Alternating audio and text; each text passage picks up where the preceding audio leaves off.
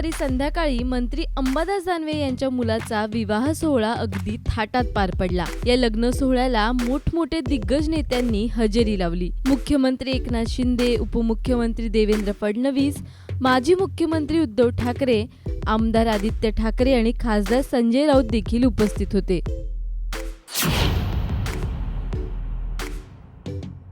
लग्न सोहळ्याच्या निमित्तानं सत्ताधारी आणि विरोधक यांच्यात समोरासमोर भेटीची नामी संधी मिळाली होती, परंतु त्यांनी समोरासमोर येण्याचं टाळलं। 2 वर्षांपूर्वी एकनाथ शिंदे यांनी बंड केलं, त्यामुळे शिवसेनेमध्ये उभी फूट पडली। भाजपच्या मदतीनं एकनाथ शिंदे मुख्यमंत्री झाले।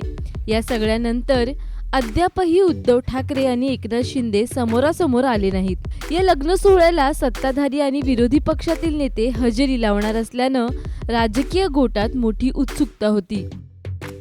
परंतु लग्न समारंभामध्ये सत्ताधारी भाजप, शिंदे गट आणि महाविकास आघाडीच्या नेत्यांनी लग्नात एकत्र येण्याचं टाळलं। माजी मुख्यमंत्री उद्धव ठाकरे हे संध्याकाळी 6:30 वाजेच्या सुमारास लग्न सोहळ्याला पोहोचले। आमदार उदयसिंग राजपूत यांनीही उपस्थिती दर्शवली। त्यानंतर त्यांनी वधूवरास आशीर्वाद दिले। प्रसंगी उद्धव ठाकरे निघून गेल्यानंतर तब्बल अर्ध्या तासानंतर उपमुख्यमंत्री देवेंद्र फडणवीस, आमदार चंद्रकांत पाटील, आमदार अतुल सावे, खासदार भागवत कराड लग्न मंडपात पोहोचले। त्यामुळे या दोन्ही नेत्यांनी समोरासमोर येण्याचं टाळल्याचं दिसून आलं। आता लग्नाला जाऊन आलेलो आहे मी, शुभेच्छा देऊन आलोय अंबादासच्या मुलाला आणि त्यामुळे मला वाटतं तुम्हालाही शुभेच्छा। आज